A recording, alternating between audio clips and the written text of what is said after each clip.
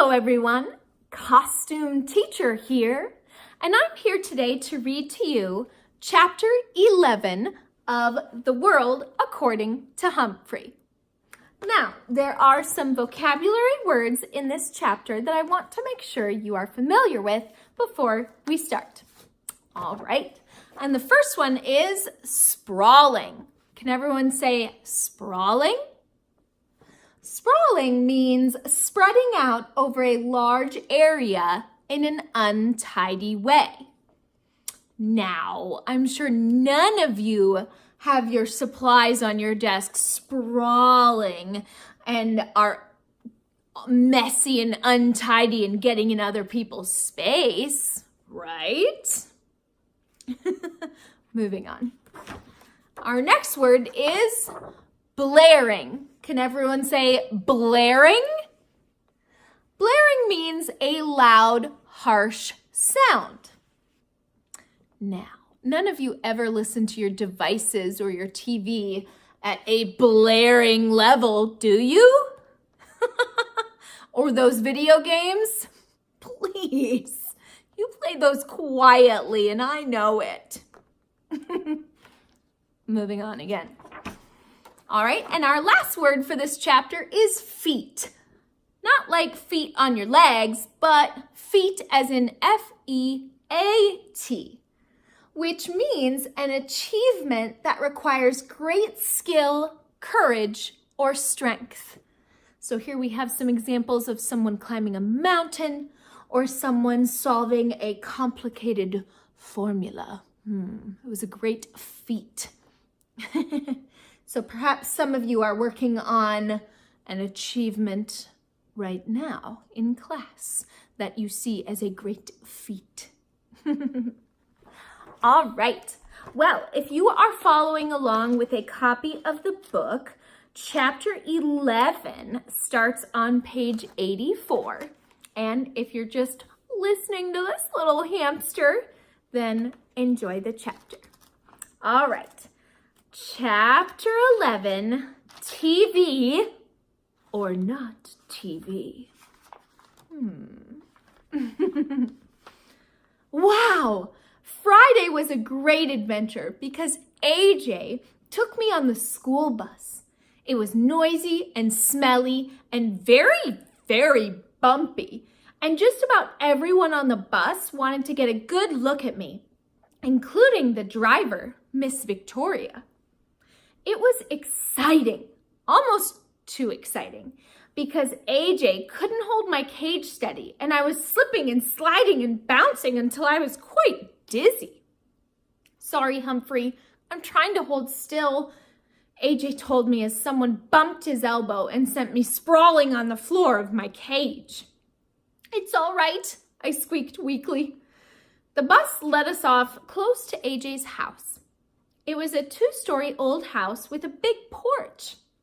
As soon as I entered, I got a warm welcome from AJ's mom, his younger brother, Ty, and his little sister, Dee Lee, and his baby brother, Bo.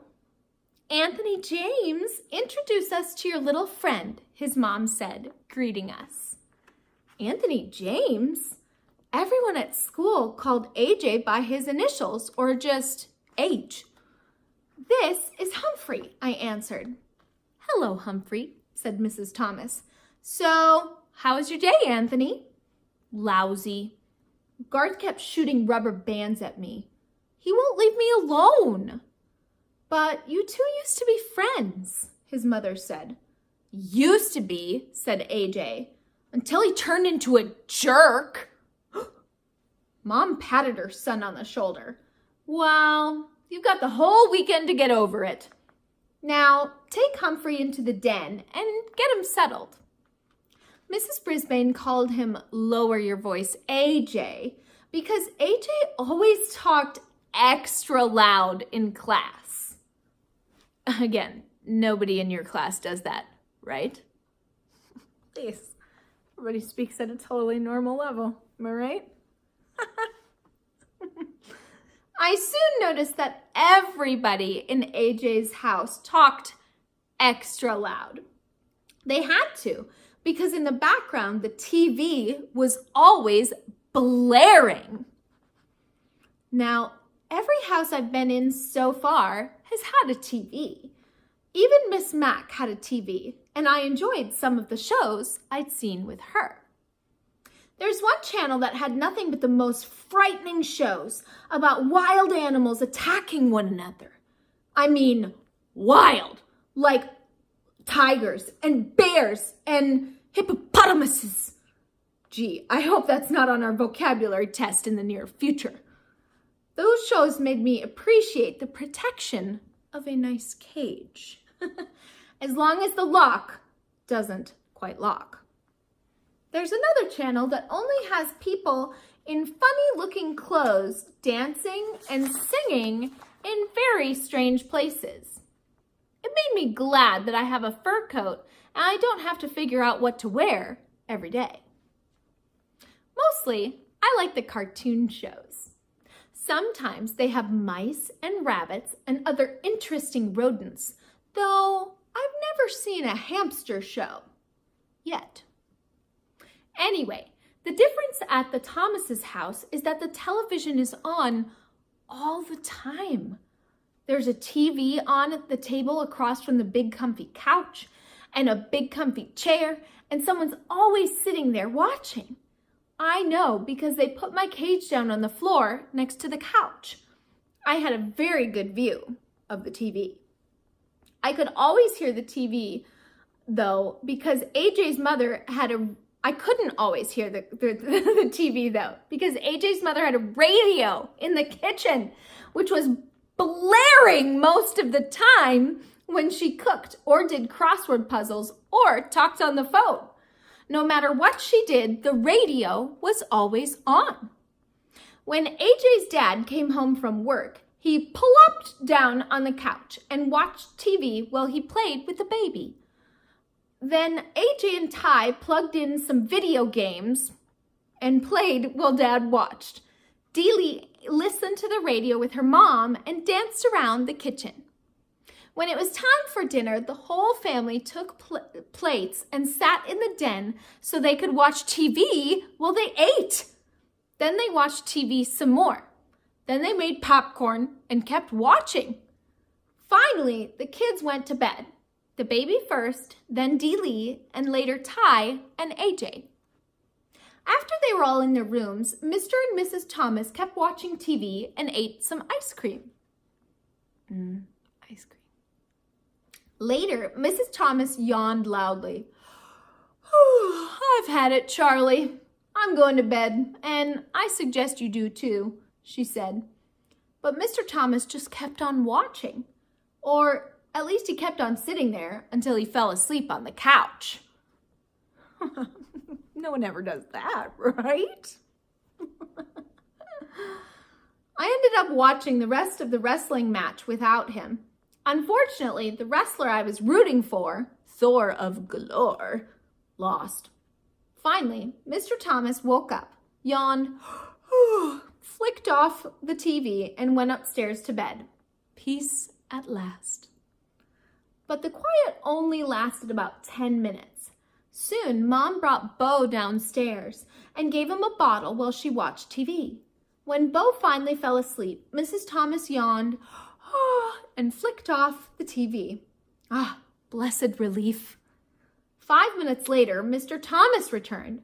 Sorry, hamster, can't sleep, he mumbled to me as he flicked on the remote. He watched and then dozed off again. But the TV stayed on, leaving me no choice but to watch a string of commercials for car waxes, weight-reducing programs, exercise machines, and red hot harmonica classics.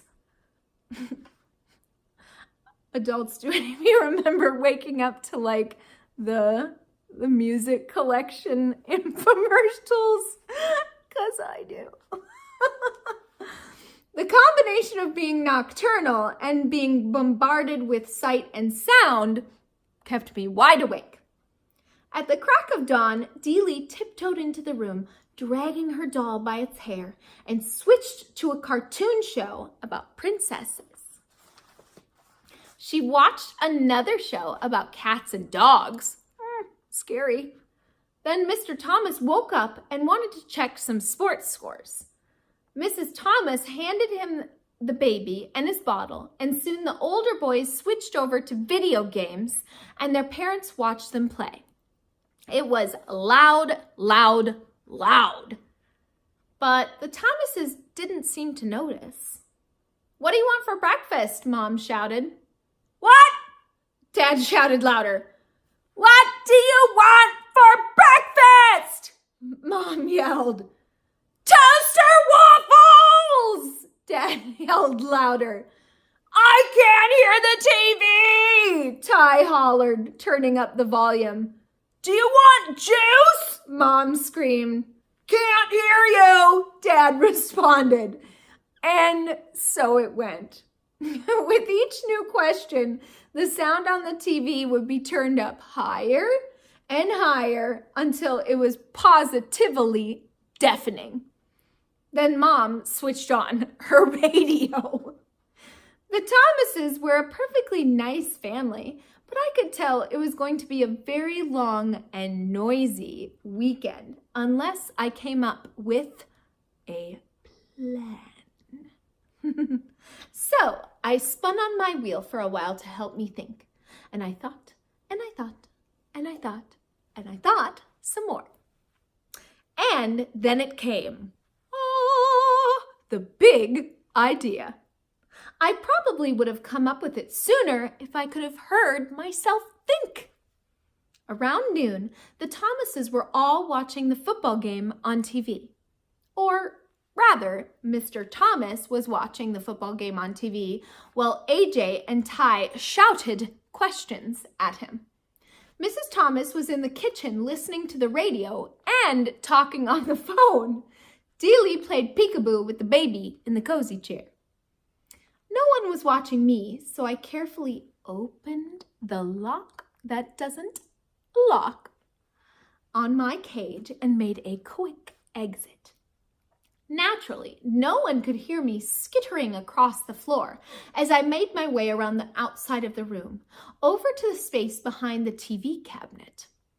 Then, with great effort, I managed to pull out the plug.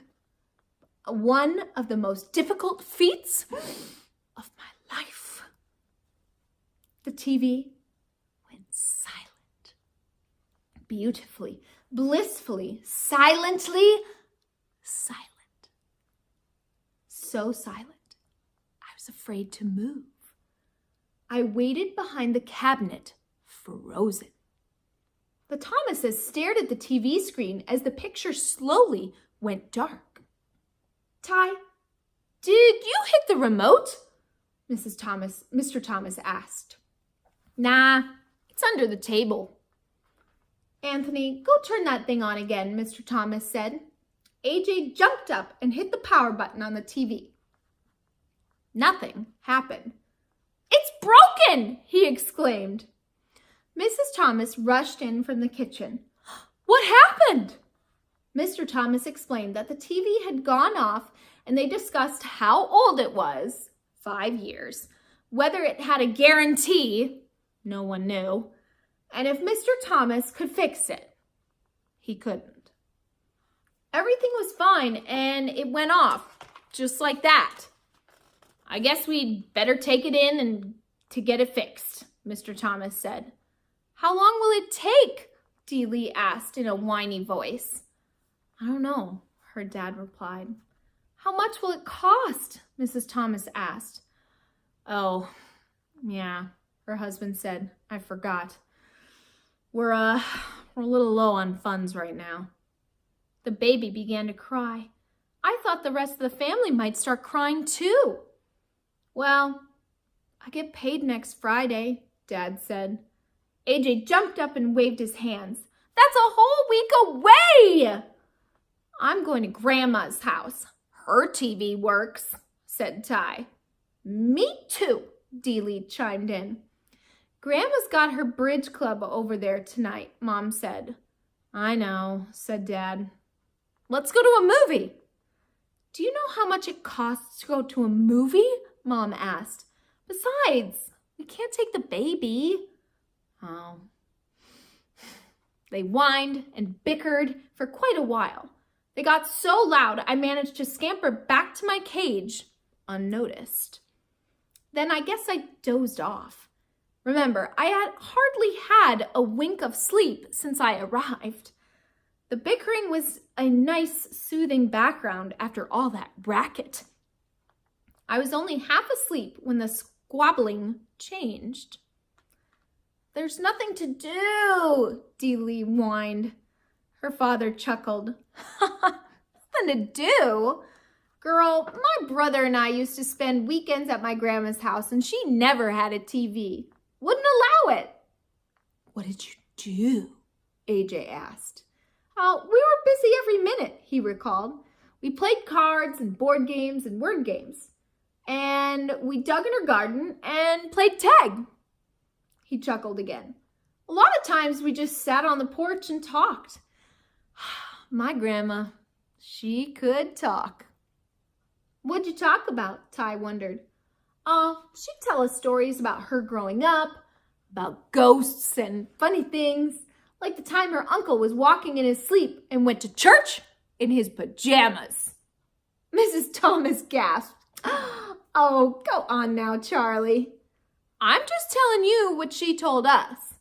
He woke up in the middle of the service, looked down, and there he was, in his blue and white striped pajamas. I let out a squeak of surprise, and all the kids all giggled.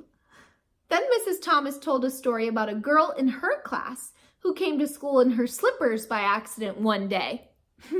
Yes, the fuzzy kind, she explained with a big smile. They talked, and Dad got out some cards, and they played a game called Crazy Eights, and another one called Pig, where they put their fingers on their noses and laughed like hyenas. When Bo fussed, they took turns jiggling him on their knees. After a while, Mrs. Thomas gasped, Oh, goodness sakes, it's an hour past your bedtimes. The children all groaned and asked if they could play cards tomorrow. And in a few minutes, all the Thomases had gone to bed, and it was quiet, quiet, quiet. For the first time since I had arrived. Tip 11. Be careful. If set free, hamsters are experts at disappearing in a room. Guide to the Care and Feeding of Hamsters by Dr. Harvey H. Hammer. And that, my friends, was chapter 11. So I think we learned that his house, the reason why he's maybe a little louder than he needs to be, is he's got so many devices going off and things in his house. So, I know if you're watching this, you're kind of tuned into a device. However, we're reading a book, so we'll make an exception for that. But I challenge you tonight, if there's something you normally do, like video games or TV or some sort of screen time, to maybe turn it off for a little bit and just chit chat with the people around you. Never know what you might learn. So, have a wonderful afternoon, and I will see you next time so we can read chapter 12. Have a great day, and I'll see you soon.